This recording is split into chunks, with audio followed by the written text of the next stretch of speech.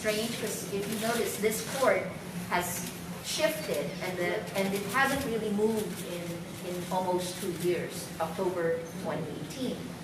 An arrest warrant was filed against me. I posted bail. My travel bond, it allows me to travel, is 1 million pesos. 1 million pesos, you know. Of course I'm going to face these charges because I want their signature on the line. Because if I don't get justice now, I will get it later because I know that these charges are politically motivated. It is meant to harass, to intimidate. It is meant to be a war of attrition to try to make us afraid to keep reporting. And the best response to it is to keep reporting. I don't know whether to say condolences to ABS-CBN. You know, I think ABS-CBN is a cautionary tale. This is the largest network in the Philippines. It has 11,000 plus employees, a newsroom of 1,000 people. And just like that, because President Duterte said so, because we have a captured judiciary, mali yun, because we have a captured legislature, right?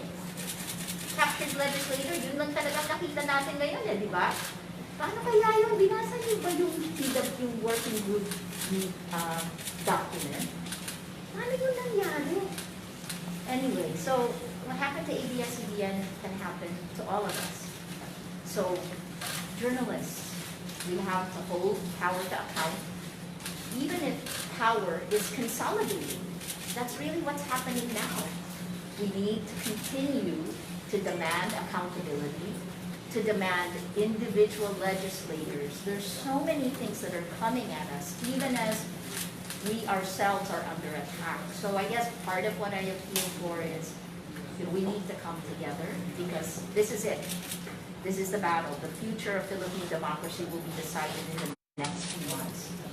Maria, would you like to update on you have an 8th criminal complaint for another cyber libel filed by Wilfredo Keng. How's that going? On July 30th, I will have to appear at the Makati prosecutor's office.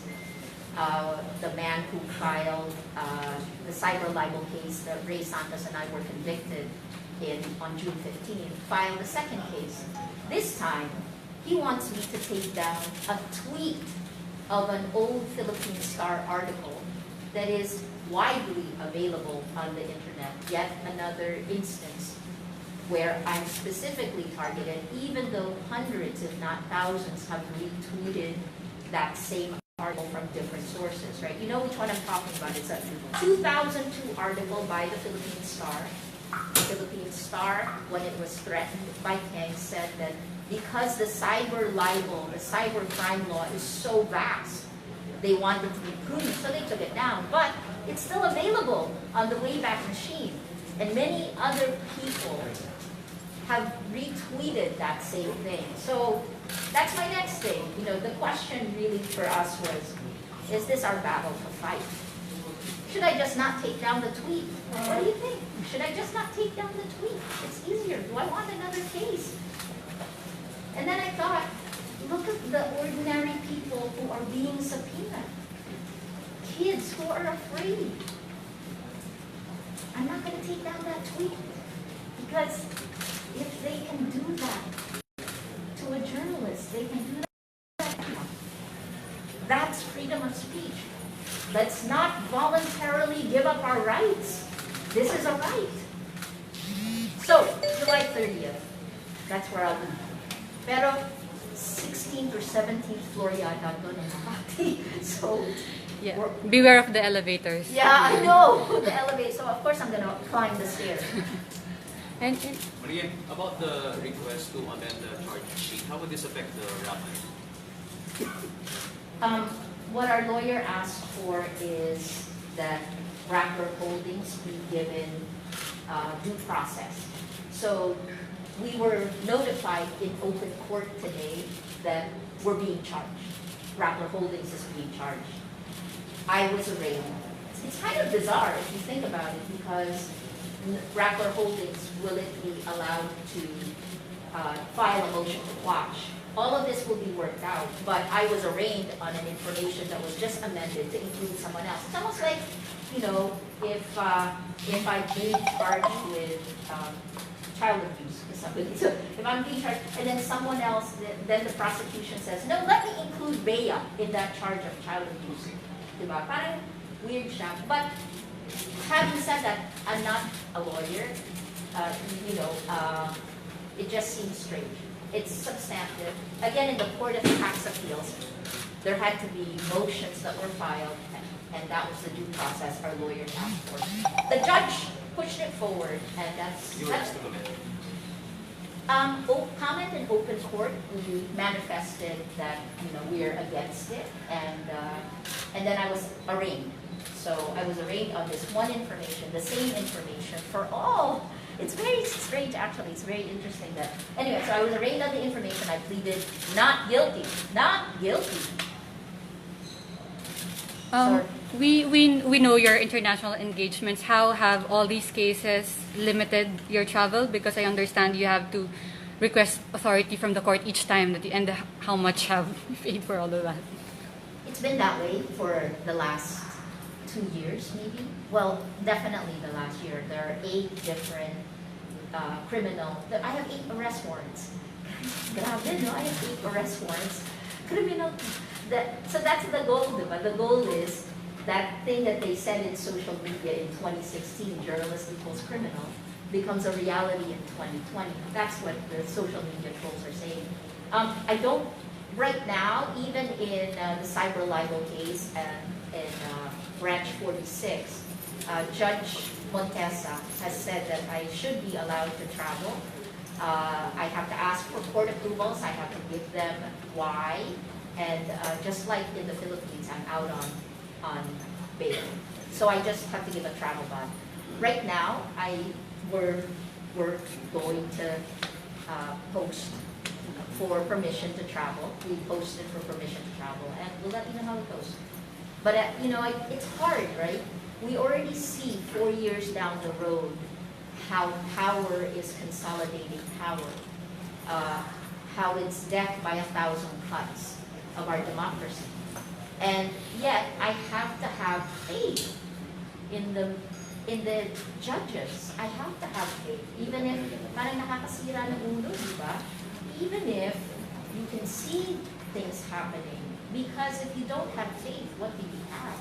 Now I sound religious, and I'm not that religious. But, this is it. This is one of those times where I hope that the judges, the men and women who will touch the cases, will be guided by the spirit of the law, and that they realize how much is in their hands, how this is history, and their names will be part of history.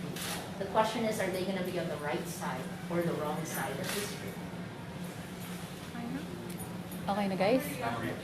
I just want to clarify if, in addition to the tax cases that you and Rappler have right now, is there a separate investigation by the BIR for other violations? I believe so. You should ask Leanne one. There is. There is. Yeah, I believe so. Ang dami, medyo nanganganak sila. But again, for me, I take the president on July 8th said that they're compiling. What can you say to something like that? I set up bureaus for international news groups. We dot the I's and cross the T's, and if this is what they can do to have a veneer of rule of law, then we'll fight it every step of the way. Thank you. Maria. Yeah. Hi. From AFP.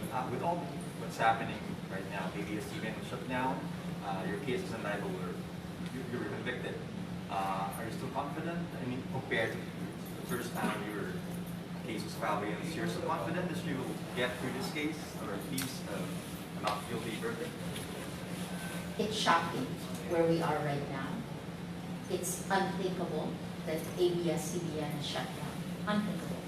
I think it's like this perfect storm where the pandemic and the lockdown enabled the government to quickly consolidate power. And the first targets of attacks are journalists, right? The second is these types of laws that are that are constrictive. The Antiterror Law. We're filing, I'll be one of the signatories for a petition at the Supreme Court against the Antiterror Law because it is, on the face of it, according to constitutional experts, unconstitutional. Justice Antonio Carpio, former Justice, Senior Associate Justice Carpio said that this is, in his words, worse than martial law, right? So imagine if we write a story someone doesn't like, a small group of cabinet secretaries can designate you a terrorist and then arrest you without a warrant and jail you for up to 24 days. And that violates so many parts of the Constitution, I don't even know where to begin. And the fact that that got through Congress, the Senate and the House, shows you how captured our legislature is. President Duterte is the most powerful leader our nation has ever had, more powerful than Ferdinand Marcos, who declared martial law and was in power for 21 years. President Duterte said this, right? He said, I didn't have to declare martial law.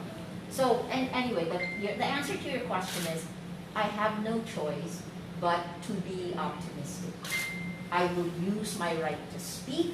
I will call it out. And it's shocking to me that the Philippines is at this place at this point in time. So it's all up to us, right? I mean, we have support. The international community has organized about 80 groups that are trying to help us, to help independent media. But in the end, it's up to Filipinos. This is up to us. Ano ba talaga ang gusto natin? Di ba? Ano bang klaseng demokrasya ang gusto natin? It's up to every journalist to push back, to hold power to account, and it's up to Filipinos to choose. This is it. Next few months, we'll decide. In some ways, sometimes I feel like, mag-declare na nga ng dictatorship.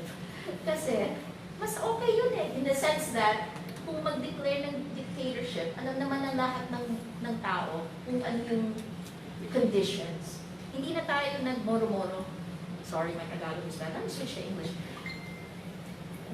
At times it feels like we're a dictatorship masquerading as a democracy with rule of law. It's a masquerade. We want to add substance to that, and we appeal to the legislators. Do your jobs, checks and balances, to the journalists.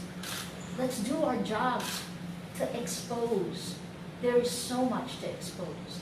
And to the people, every generation builds its democracy. Don't take it for granted because we could lose it quickly. Speaking of President Duterte, in one of his speeches, he called you a fraud. What's your comment about that? Are we in elementary school?